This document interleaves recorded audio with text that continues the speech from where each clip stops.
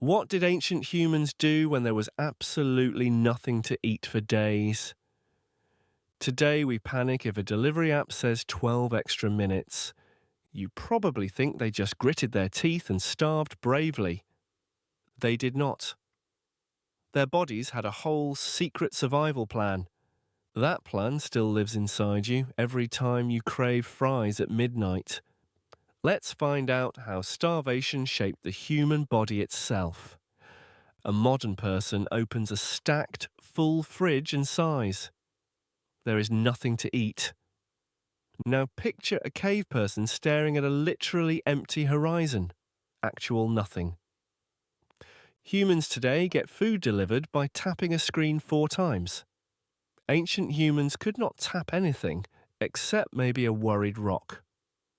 For most of human history, meals were not guaranteed. They were a gamble. One bad week of weather could mean an actual bad month of eating. So the body evolved something modern refrigerators never needed: a backup plan. That backup plan is called body fat, and it is older than agriculture. You might picture cavemen as lean, muscular, permanently jacked survivors. Reality check: bodies built only for lean muscle burn through fuel too fast. A body with 0 fat reserves in a famine simply shuts down and dies. So evolution picked a less flattering option. Humans who store fat easily survived, which means, technically, the ability to gain weight quickly is a survival skill. Somewhere, your metabolism is very proud of itself for something no one asked for. Early human ancestors lived through seasons where food simply vanished for weeks. Fossil evidence shows early hominins had thicker fat layers than most other apes. Human babies are born unusually fat compared to almost any other primate. Baby fat is not cute laziness, it is emergency fuel for a growing brain. The brain uses a huge share of daily calories, even while you're asleep. Running out of fuel for the brain is far more dangerous than running out for muscles. So bodies prioritized protecting brain fuel over almost everything else, including comfort. This is sometimes called the thrifty body idea: store now, survive later. It worked so well that it is still fully installed in you today. Unfortunately, your body still assumes a famine could start literally any minute. It has not gotten the memo about grocery stores. That single misunderstanding explains a lot of modern snack decisions. Long before humans hunted well, they were often just very committed scavengers. Early humans followed lions and hyenas, waiting for leftovers like history's worst dinner guests. The prize was not meat, it was something predators often left behind: bone marrow. Marrow is soaked in fat, and fat meant survival, so humans learned to crack bones open. Stone tools shaped specifically for smashing bones appear extremely early in the record. Scientists can tell the difference between animal bite marks and deliberate human bone smashing. Eventually, humans stopped waiting around and started chasing animals themselves. Not with speed, since most prey animals are faster than any human sprinter. Instead, humans use something almost no other predator relies on: patience and sweating. Most animals must stop to pant and cool down. Humans can keep jogging and sweating. Eventually, the prey collapses from heat exhaustion and dinner stops running. It is a slow, patient hunting method, basically nature's version of outlasting someone in an argument. This hunting style demanded serious calorie planning, since a failed hunt wasted a full day's energy. Every hunt was a gamble between burning calories and possibly gaining much bigger ones. Raw food is not useless, but it is expensive to digest, both in time and energy. Chewing tough raw roots and meat for hours burns real calories just to get calories. Cooking changed the math completely. Since heat breaks food down before your body has to, a cooked meal delivers more usable energy than the same raw meal, for less digestive effort. Some researchers argue this calorie upgrade helped fuel the growth of larger human brains.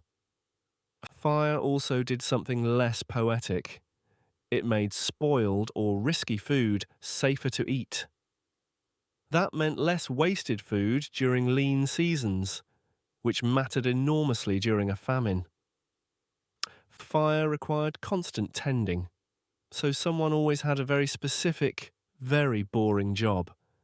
That job, historians suspect, was the original worst shift in human history. Cooking also let humans eat things raw stomachs would have angrily rejected. Certain tough roots and grains became edible only after serious heating. In famine conditions, unlocking new edible plants was the difference between hungry and starving. Here's the tricky part. Hunger does not fossilize, so how do scientists actually know this? Bones can reveal more than you'd expect, including moments of serious childhood stress. Certain lines form in growing bones and teeth when a body pauses growth to survive. These are sometimes called stress lines, and famine is one common cause of them. Scientists can literally count how many rough years a person's body remembers. Ancient teeth also store chemical signatures from whatever food someone actually ate. This chemical analysis is called isotope testing, and it reveals diet down the decades.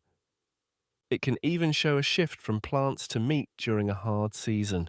Preserved ancient poop, politely called coprolites, offers surprisingly direct dietary evidence too. Yes, some of humanity's best famine evidence is fossilized bathroom history.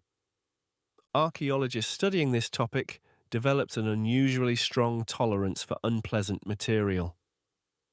Between bones, teeth, and coprolites, scientists slowly built a picture of ancient hunger. Subscribe now, so future scientists studying your habits find at least one genuinely good decision. When normal food ran out completely, humans turned to what historians call famine foods. Tree bark, usually ignored, was ground down and mixed into flour during hard winters. Lichen, a tough, scrappy plant fungus combo, became emergency food across multiple cold regions. Insects were, and still are in many places, a completely normal source of protein. Grasshoppers, grubs, and termites provided fat and protein without needing a hunting party. In some ecosystems, insects were more reliable than large game most of the year. Roots buried deep underground survived droughts that wiped out surface plants entirely.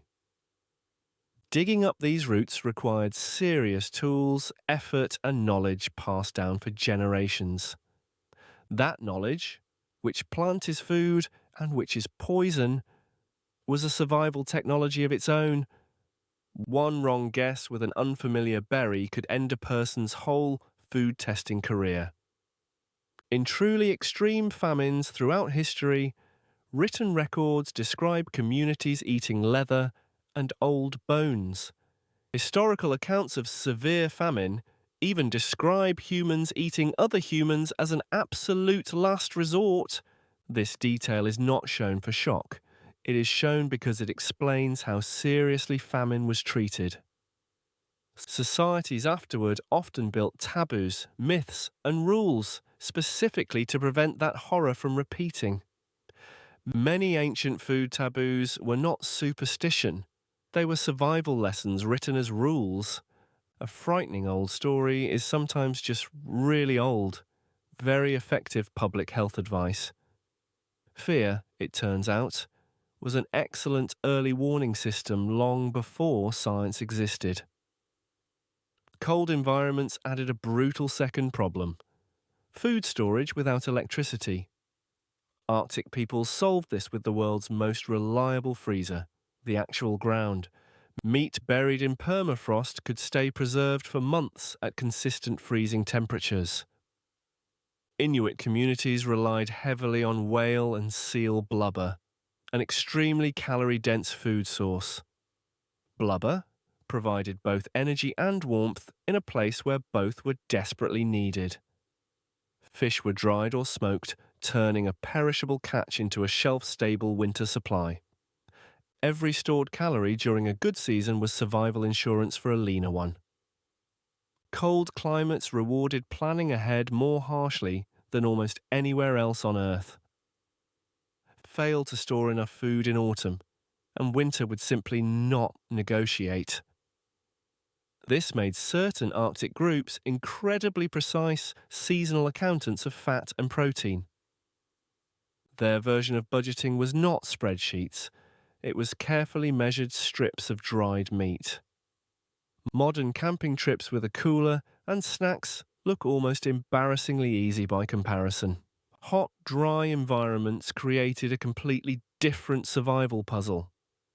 Constant, unpredictable scarcity. In many hunter-gatherer societies, gathering plants actually provided more daily calories than hunting did. This job, often done by women, required deep, memorized knowledge of dozens of plant species. Certain groups, like some in the Kalahari, knew exactly where deep-buried, water-rich roots hid. Finding food in a desert was less about luck and more like memorized geography. Children learned these food maps early, since guessing wrong could waste a whole day's energy. Successful gathering meant reading subtle plant signs invisible to an untrained modern eye. A slightly wilted leaf, unnoticed by most people, could mark edible roots hiding below. This detailed plant knowledge kept groups fed through droughts that lasted for years. It is, in a very real sense, ancient humanity's original search engine. No single survival trick mattered more long-term than a surprisingly modern idea: sharing food. Hunting success was wildly unpredictable, some days plenty, many days absolutely nothing. Groups that shared meat evened out those unlucky days across the whole community. This turned hunting from a personal gamble into a kind of community insurance policy. Anthropologists studying modern hunter-gatherer groups still see strict, almost ritual, meat-sharing rules. Hoarding food quietly for yourself was, in many groups, treated as a serious social offence. Reputation mattered enormously, since a known food hoarder might get left out during someone else's lucky day. This pressure likely helped shape deeply social, cooperative human behaviour over many generations. In other words, kindness during a famine was not just nice, it was strategic. Selfishness in a small, hungry group was basically a long-term survival risk. This is one reason some researchers think generosity itself may be partly evolutionary. Somewhere, your instinct to share fries might be a very old survival algorithm. You would assume farming solved hunger completely once humans figured out crops. In some ways, it made things worse, which is a very unsatisfying plot twist. Farming created huge food surpluses, but also huge dependence on very few crop types. Hunter-gatherers had dozens of backup foods. Farmers often had one main crop and a prayer. One bad drought, one crop disease, and an entire farming region could face real famine. Ancient civilizations built granaries specifically because farming success was never fully guaranteed. Grain reserves were essentially an early, very literal version of emergency savings. Some ancient laws even regulated grain storage, since a famine could topple a government. Historical records across multiple continents describe famines directly following failed harvests. So, agriculture solved daily hunger, but introduced entirely new, large-scale hunger risks. It is less problem-solved and more problem upgraded to a bigger version. Complex civilizations, it turns out, invented entirely new ways to accidentally starve. Fast forward to today, an actual famine is thankfully rare in many parts of the world. Your body, however, never got the update, and still braces for one constantly. This is sometimes called the thrifty gene hypothesis, an old survival setting stuck in the on position. It may help explain why sugar and fat cravings feel so intensely, almost unreasonably strong. Ancient bodies rewarded finding rare, calorie-dense food with a strong pleasure signal. Modern environments turned that rare treat into something available at every gas station, constantly. The ancient reward system did not evolve fast enough to see that coming. Meanwhile, some modern wellness trends have people voluntarily skipping meals on purpose. Intermittent fasting influencers are, in a strange way, cosplaying as accidental cavemen. The difference is cavemen were not doing it for a wellness podcast sponsorship. They were doing it because there was quite simply no other option available. So the next time your stomach growls 30 minutes before lunch, take it seriously. That feeling is a direct message from an extremely old and very cautious internal system. It survived ice ages, droughts, and failed hunts just to reach you, right now, today. Ancient humans never truly conquered hunger, and they simply built ingenious ways to outlast it. Every stocked pantry and every overflowing fridge is standing on top of that old struggle. We call it primitive, but surviving constant uncertainty for thousands of years is not simple at all.